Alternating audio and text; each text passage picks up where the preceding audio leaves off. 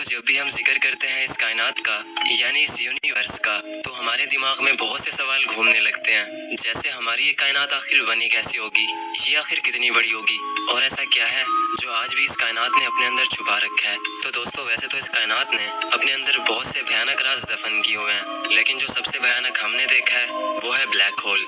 एक ऐसी अंधेरी जगह जहाँ से वापसी का कोई रास्ता नहीं। ब्लैक होल्स के बारे में हमें बहुत सी कहानियां सुनने को मिलती हैं, जैसे एक दूसरे यूनिवर्स का रास्ता है, यानी ब्लैक होल में जाने के बाद हम एक ऐसी कायनात में पहुंच जाएंगे जहां एक अलग ही किस्म की जिंदगी बसती है, जो कि वक्त से भी परे है।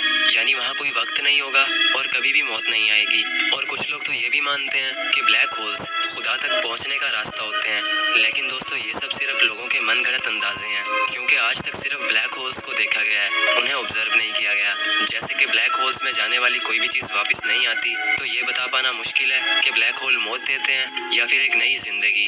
ऐसे ही कुछ सवालों का जवाब ढूंढने के लिए इंसान ने कायनात को पढ़ना शुरू किया, और जब इंसान ने कायनात को पढ़ा तो इंसान की अकल भी दंग रह गई। तो आज की इस वीडियो में हम कायनात की सबसे खतरनाक चीज ब्लैक होल्स के बारे में डिटेल से डिस्कस करेंगे। तो वीडियो बहुत ज्यादा इंटरेस्टिंग होगा। दोस्तों, अगर बात की जाए ब्लैक होल की, तो ब्लैक होल एक ऐसी जगह है जहाँ कायनात का सबसे ज्यादा अंधेरा होता है। उस अंधेरे से कोई चीज भी बचकर नहीं निकल पाती, हत्ता कि रोशनी भी नहीं। रोशनी ब्लैक होल के अंदर जाती जरूर है, लेकिन वहाँ से वापस नहीं आती, क्योंकि ब्लैक होल रोशनी को भी निगल जाते हैं, और उनके इन्हीं अंधेरे रूप की वजह से उन्हें ब्लैक होल्स कहा जाता है। तो अगर साइंसी नजरिए से ब्लैक होल को समझा जाए, तो ब्लैक होल एक ऐसी जगह है जहाँ फोर्स ऑफ ग्रेविटी बहुत ज्यादा स्ट्रॉन्ग होती है, और अगर सीधा सीधा कहा जाए तो इस यूनिवर्स की सबसे ज्यादा ग्रेविटी एक ब्लैक होल के अंदर पाई जाती है। इसकी ग्रेविटी हर उस चीज को अपने अंदर खींच लेती है जो भी उसकी लपेट में आता है, और जब भी कोई चीज एक बार ब्लैक होल के अंदर चली जाए तो वो कभी वापस नहीं आती। इसीलिए ब्लैक होल को बोला जाता है the point of no return, यानी एक ऐसा रास्ता जहाँ की कोई वापसी नहीं, या फिर एक ऐसी अंधेरी रात जिसकी कोई सुबह नहीं।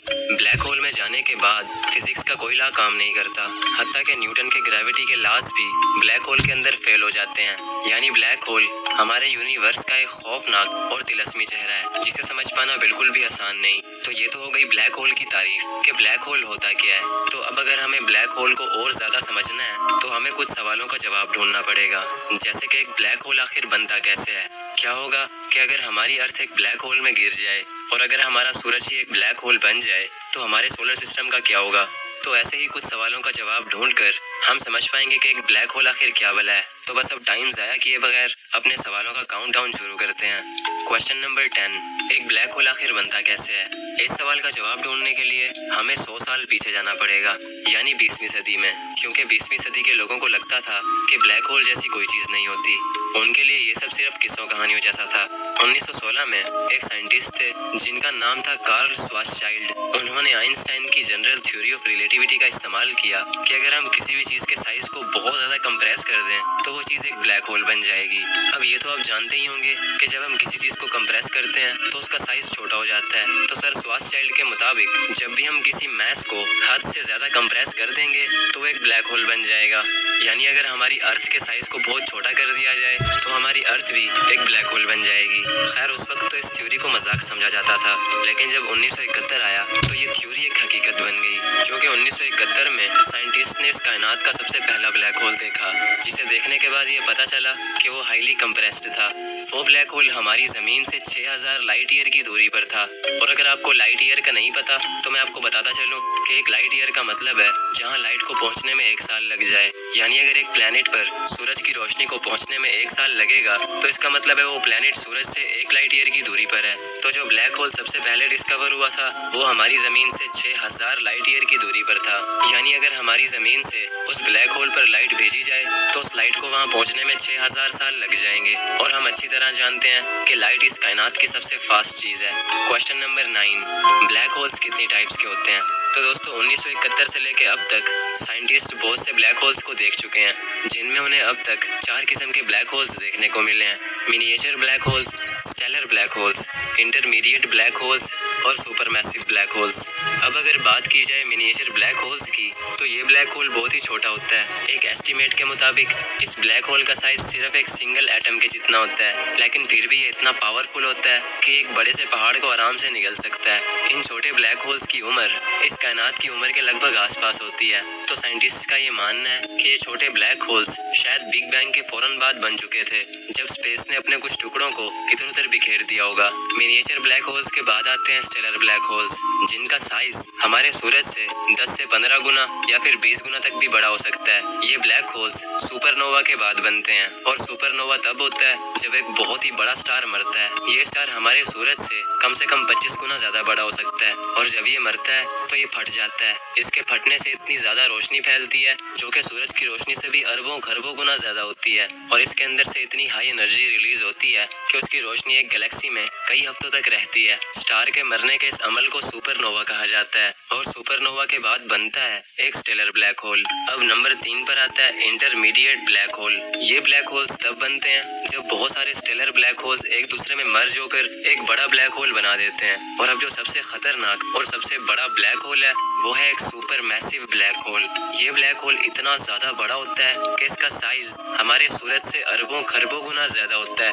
ये ब्लैक होल हर गैलेक्सी के बिल्कुल सेंटर में मौजूद होता है, और ये इतना बड़ा होता है कि इंसान इसका अंदाजा भी नहीं लगा सकता। और ऐसा ही एक ब्लैक होल हमारी मिल्की वे गैलेक्सी के बिल्कुल सेंटर में मौजूद है, जिसका नाम है Sagittarius A star. Sagittarius A star का साइज हमारे सूरज से 4 मिलियन यानी 40 लाख गुना से भी ज्यादा बड़ा है, और ये सुपर मैसिव ब्लैक होल्स तब बने थे जब गैलेक्सीज बनी थी। क्वेश्चन नंबर 8, क्या होगा कि अगर आप एक ब्लैक होल में गिर जाओगे?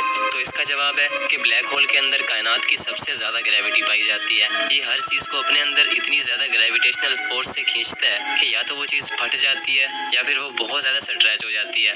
यानी अगर आप ब्लैक होल के अंदर जाओगे तो आप लंबे होकर एक नूडल बन जाओगे, और जब आप ब्लैक होल से थोड़ा सा दूर होंगे तब आपको टाइम डायलेशन इफेक्ट का एहसास होगा। मिसाल के तौर पर आप एक ब्लैक होल के पास पहुंचकर अपने एक दोस्त को वीडियो कॉल करते हो जो कि उस वक्त अर्थ पर है, तो आपको आपका दोस्त बहुत ज्यादा तेजी से मूव करता हुआ दिखाई देगा, लेकिन वहीं पे आप उसको बहुत ही स्लो मूव करते हुए दिखाई दोगे, जो कि सुनने में बहुत ही डरा देने वाली बात है। वैसे तो ऐसा आज तक किसी के साथ भी नहीं हुआ, क्योंकि ब्लैक होल्स इतने ज्यादा दूर होते हैं कि इंसान तो दूर की बात, वहां तक रोशनी को भी पहुंचने में हजारों साल लग जाएंगे। लेकिन दोस्तों, बहुत से साइंटिस्ट ने ब्लैक होल्स को बड़े बड़े सितारों को फाड़ते हुए देखा है। ये उन स्टार्स को निकल जाते हैं और उनकी रोशनी को भी खत्म कर देते हैं। क्वेश्चन नंबर 7, अगर ब्लैक होल्स काले होते हैं और इनमें बहुत ज्यादा अंधेरा होता है तो फिर ये नजर कैसे आते हैं? तो यार इसका जवाब है कि ब्लैक होल इनविजिबल होते हैं। ये बिल्कुल भी नजर नहीं आते। इनको देखने का सिर्फ एक ही तरीका है, और वो है इनके इर्द गिर्द मौजूद एक्रीशन डिस्क, जो कि तब बनती है जब ब्लैक होल्स बहुत सारे स्टार्स को निगल लेते हैं, तो फिर उन स्टार्स की बची कुची धूल और गैसेस ब्लैक होल के इर्द गिर्द मंडराने लगती हैं। दोस्तों, ब्लैक होल के इर्द गिर्द तो होती है एक्रीशन डिस्क, लेकिन जो ब्लैक होल के अंदर वाला पार्ट है जो कि बिल्कुल अंधेरा है, उसको बोला जाता है इवेंट होराइजन, जिसके आर पार नहीं देखा जा सकता, और वहां जाने वाली कोई भी चीज वापस नहीं आती। ये ऐसे है जैसे कि एक अंधा कुआं। क्वेश्चन नंबर 6, क्या होगा कि अगर हमारा सूरज एक ब्लैक होल बन जाए? क्या ये हमारे सोलर सिस्टम को तबाह कर देगा? तो इसका जवाब है कि सूरज कभी भी ब्लैक होल नहीं बन सकता, क्योंकि सूरज एक बहुत ही छोटा सितारा है। इसके अंदर एक ब्लैक होल को बनाने जितनी एनर्जी नहीं है। जब 5 अरब साल के बाद सूरज की जिंदगी मुकम्मल होगी तो हमारा ये सूरज लाल हो जाएगा और ये एक रेड जायंट स्टार बन जाएगा, और फिर आखिर में हमारा सूरज एक व्हाइट स्टार बन जाएगा और बिल्कुल ठंडा हो जाएगा। लेकिन फिर भी हम मान लेते हैं कि हमारा सूरज एक ब्लैक होल बन चुका है, तो दोस्तों इससे हमारे सोलर सिस्टम पर कोई असर नहीं पड़ेगा। सभी प्लैनेट्स उस ब्लैक होल के इर्द गिर्द घूमने लगेंगे जैसे वो सूरज के गिर्द घूमते हैं। लेकिन फिर प्रॉब्लम ये होगी कि हमें सूरज की रोशनी नहीं मिलेगी, जिससे हमारी अर्थ पर जिंदगी खत्म हो जाएगी। क्वेश्चन नंबर 5, अगर ब्लैक होल्स इतने ज्यादा खतरनाक होते हैं कि वो अपने आसपास की किसी भी चीज को नहीं छोड़ते, तो क्या कभी ऐसा हो सकता है कि ब्लैक होल्स हमारी गैलेक्सीज को ही खा जाएं? तो इस सवाल का जवाब है नहीं। माना कि ब्लैक होल बहुत ही पावरफुल होता है, लेकिन ये इतना पावरफुल नहीं होता कि ये पूरी गैलेक्सी ही खा जाए। एक गैलेक्सी बहुत ज्यादा बड़ी होती है और ब्लैक होल गैलेक्सी के सामने नजर भी ना आए। क्वेश्चन नंबर 4, अगर हमारी अर्थ एक बड़े से ब्लैक होल के अंदर गिर जाती है तो हमारी अर्थ का क्या होगा? तो इसका जवाब है कि हमारी अर्थ ब्लैक होल के अंदर बहुत ही आराम से जाएगी। शुरू में तो हमें कुछ महसूस ही नहीं होगा, लेकिन हम जैसे ही ब्लैक होल के अंदर जाते जाएंगे तो हमारी अर्थ के छोटे छोटे टुकड़े हो जाएंगे, क्योंकि हमारी अर्थ की ग्रेविटी भी एक ब्लैक होल की ग्रेविटी का मुकाबला नहीं कर सकती। और ब्लैक होल में जाने के बाद अंजाम सिर्फ और सिर्फ मौत होगा। और जो लोग ये बोलते हैं कि ब्लैक होल खुदा के पास पहुंचने का रास्ता होते हैं, तो मुझे लगता है वो लोग सच बोलते हैं, क्योंकि मरने के बाद हम सब खुदा के पास ही पहुंच जाएंगे। क्वेश्चन नंबर 3, क्या ब्लैक होल से बचने का या फिर इससे बाहर निकलने का कोई रास्ता भी है? तो इसका जवाब है बिल्कुल नहीं, क्योंकि ब्लैक होल की ग्रेविटी से लाइट भी बाहर बचकर नहीं निकल सकती। तो इस हिसाब से अगर हमें ब्लैक होल से बचकर बाहर निकलना होगा तो हमें लाइट से भी हजारों गुना ज्यादा फास्ट होना पड़ेगा, और ऐसा कभी नहीं हो सकता। क्वेश्चन नंबर 2, अगर ब्लैक होल्स इतने ज्यादा दूर होते हैं कि उन तक पहुंचने में लाइट को भी हजारों साल लग जाते हैं, तो फिर साइंटिस्ट इतनी दूर से ब्लैक होल को कैसे देखते होंगे? तो दोस्तों इसका जवाब है कि नासा के पास इतनी ज्यादा पावरफुल सैटेलाइट्स और टेलीस्कोप्स मौजूद हैं जो कि स्पेस में मौजूद बहुत सी चीजों को दूर से ही देख लेती हैं। और अगर बात की जाए नासा की सबसे पावरफुल सैटेलाइट की, तो दोस्तों नासा की सबसे powerful satellite the James Webb telescope है, जिसको शॉर्ट फॉर्म में JWST भी कहा जाता है। ये टेलीस्कोप सूरज के इर्द गिर्द घूम रही है, यानी ये हमारी जमीन से पूरे 1 मिलियन माइल्स की दूरी पर है, जो कि 16 लाख किलोमीटर से भी ज्यादा दूर है। इस टेलीस्कोप की पावर का अंदाजा आप इस बात से भी लगा सकते हो कि ये हमारी गैलेक्सी से बाहर की गैलेक्सीज और स्टार्स को भी देख लेती है। क्वेश्चन नंबर 1, अगर ब्लैक होल कायनात की अब तक की देखी जाने वाली सबसे खतरनाक चीज है, तो क्या ऐसा हो सकता है कि कोई चीज ब्लैक होल से भी ज्यादा खतरनाक हो और इंसान की नजरों से अब तक छुपी हुई हो? तो दोस्तों इसका जवाब है व्हाइट होल, जो कि ब्लैक होल से भी ज्यादा खतरनाक हो सकता है। व्हाइट होल्स को अब तक देखा तो नहीं गया, लेकिन इनके होने का अंदाजा लगाया गया है, जैसे ब्लैक होल्स को ढूंढने से पहले ब्लैक होल्स के होने का अंदाजा लगाया जा चुका था।